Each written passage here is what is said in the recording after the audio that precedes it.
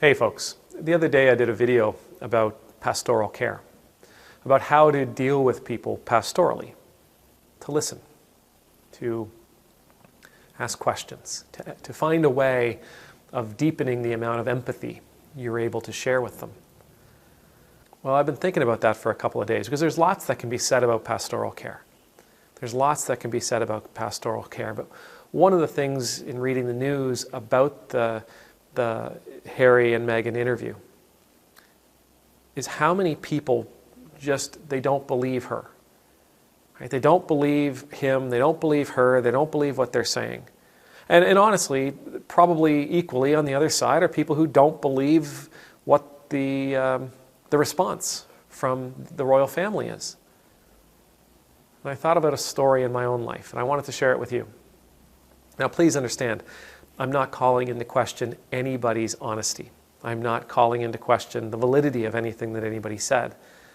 It's just that everybody seems to be doubting what people are saying.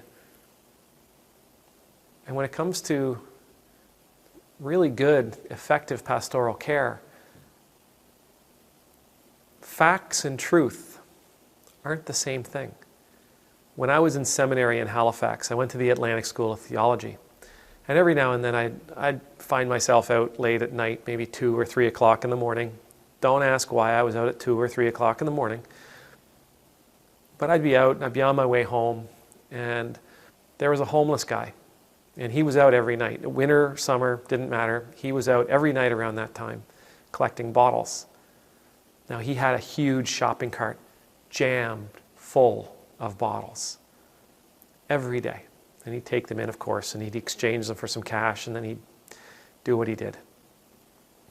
But I got to know him a little bit. Just a little bit.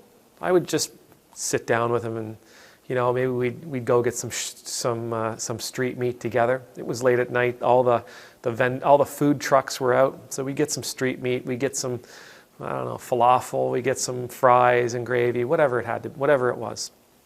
And we'd talk, and I'd ask him questions. I just asked him questions about who he was and where he come from. And he was generous, and he'd tell me his stories. He was in the CIA. He was black ops. And he was only living on the streets of Halifax because the CIA disavowed him. See, they sent him up here to spy on the Canadian government. But at some point during his mission to Halifax, they blacklisted him. They disavowed him. They told the world who he was and what he was up to. And so he was living on the streets of Halifax because the Canadian government was looking for him, and because the CIA was actually looking for him. And he wanted to stay under the radar. He wanted to stay safe.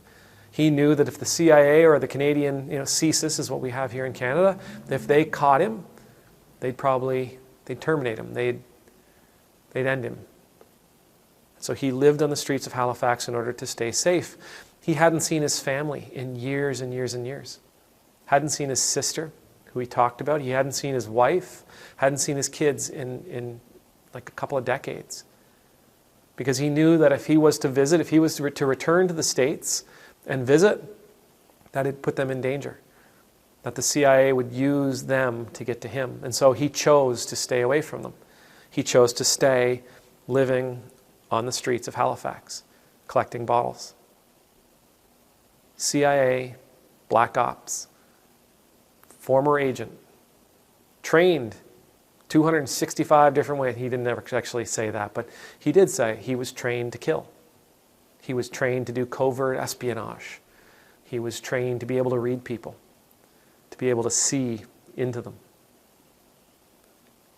Highly trained, highly skilled, highly motivated individual.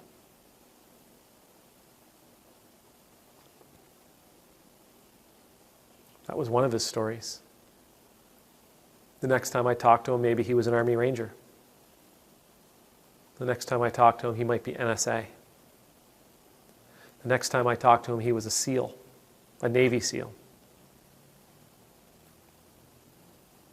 Next time I talk to him, I want to say French Foreign Legion. How much of this was fact? No idea. No idea. How much of it was true? Everything he told me was true. Who he was, where he come from,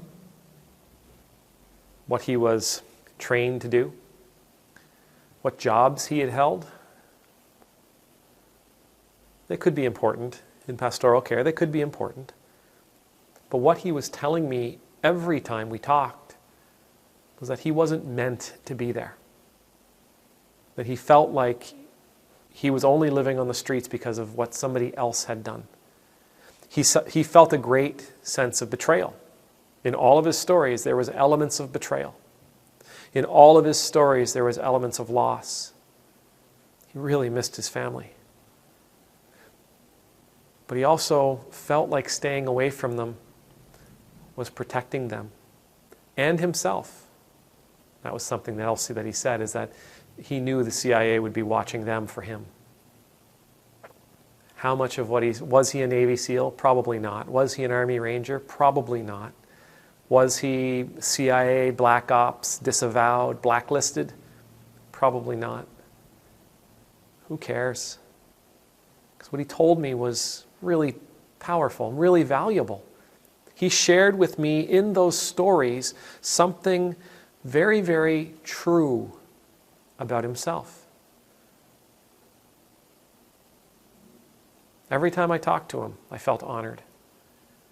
Every time I talked to him, I felt honored that he chose to share himself with me, that he chose to tell me the truths that he told me.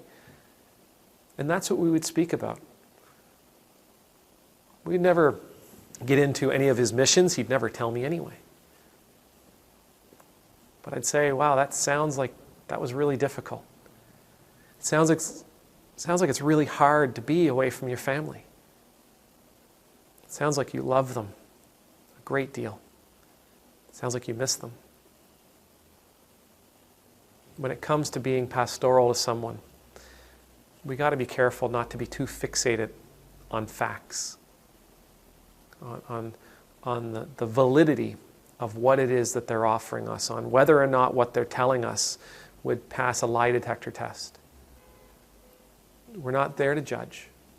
Right? To be an effective pastor, you're there to listen.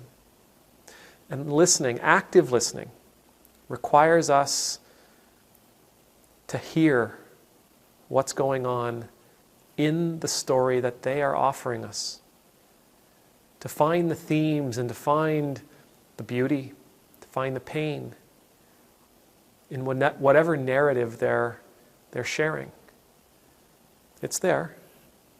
Sometimes we have to look pretty deep, but it's there. Sometimes it can be masked in frantic words, panic almost. But that truth is still in there. That truth is still important. It doesn't matter if they're lying to you. What they're saying can be amazing.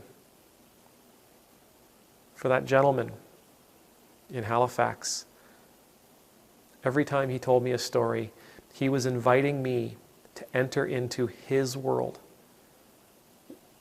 Again, it didn't matter if that world was real or not.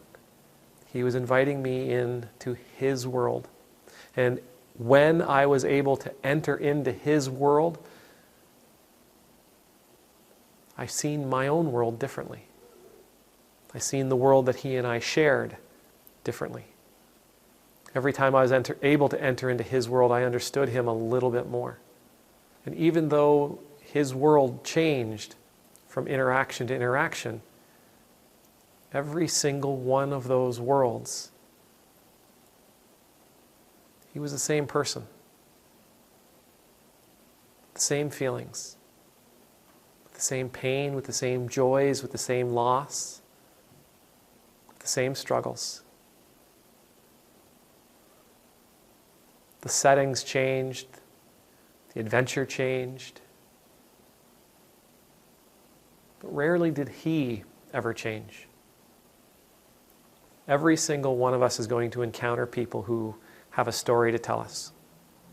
And listen, when people are telling you their story, and the words, the facts of their story matter, then obviously the facts matter. But when it comes to pastoral care, when it comes to sitting beside someone, when it comes to journeying for just a little bit, when it comes to offering your ear in a safe way, look for the truth. Enjoy the world that they invite you into. Explore the world that they invite you into. Search for the truth. Search for the essence of who they are inside that world. May the Lord bless you. May the Lord keep you. May the Lord's face be made to shine upon you and be gracious to you. May the Lord's countenance be lifted up to you, and may you always know the peace of being in the Lord's presence.